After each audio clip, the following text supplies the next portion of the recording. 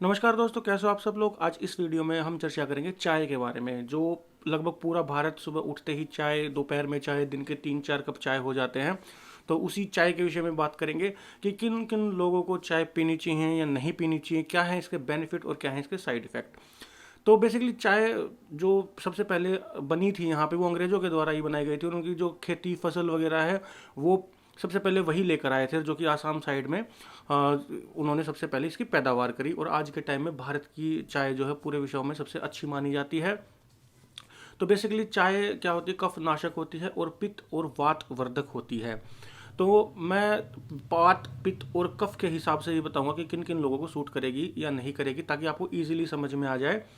तो जिनको कफ के रोग हैं, यानी जिनको अगर खांसी जुकाम या बलगम के रोग हैं, या फिर जो छाती में बलगम जिनके जमा है, जिनको ठंड लग रही हो या जिनको बुखार हो, फीवर हो, तो वो लोग चाय पी सकते हैं।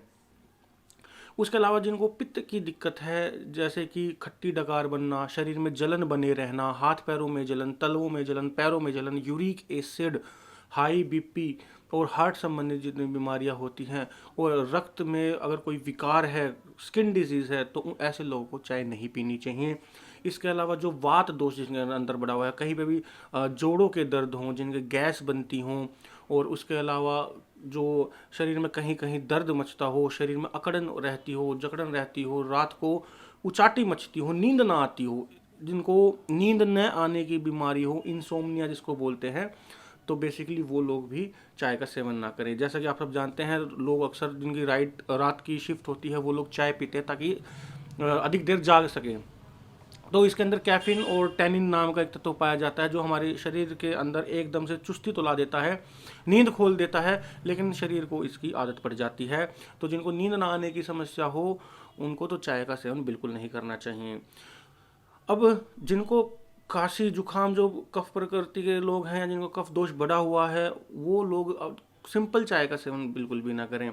वो लोग अपनी चाय में जैसे कि अदरक मिला सकते हैं और इलायची मिला सकते हैं, उसके अलावा दालचीनी मिला सकते हैं बेसिकली। तो इन चीज़ों को मिला करके कफ के लोग सेवन कर सकते हैं। पित्त प्रकृति वालों को वैसे जैसे तो चाय का सेवन नहीं करना चाहिए, लेकिन फिर भी लोग कहेंगे कि भाई हम तो नहीं छोड़ सकते। तो एक विकल्प बता देता हूँ। जैसे चाय का अगर सेवन कर रहे हैं तो उसमें चाय पत्ती ज़्यादा ना हो, और उसके अलावा दूध तो ठीक ठाक डाल सकते हैं, लेकिन चीनी का इस्तेमाल ना करें। हो सकता हो तो आप देशी जो धागे वाली मिश्री आती है उसका आप इस्तेमाल कर सकते हैं। और या फिर अगर आप चीनी का इस्तेमाल ना करें तो भी अच्छा, अगर आप देशी धागे वाली मिश्री नहीं, इसके अलावा अगर आपके पास घर में कोई मिठाई है तो उस मिठाई के साथ आप इसका इस्तेमाल कर सकते हैं। और अगर आपके पास मिठाई भी ना हो तो आप हमेशा ध्यान रखें, जो पित्त जिनका बढ़ा हुआ है वो चाय में थोड़ा सा घी मिला लें। घी मिलाने के बाद आपके शरीर में पित्त नहीं बढ़ेगा।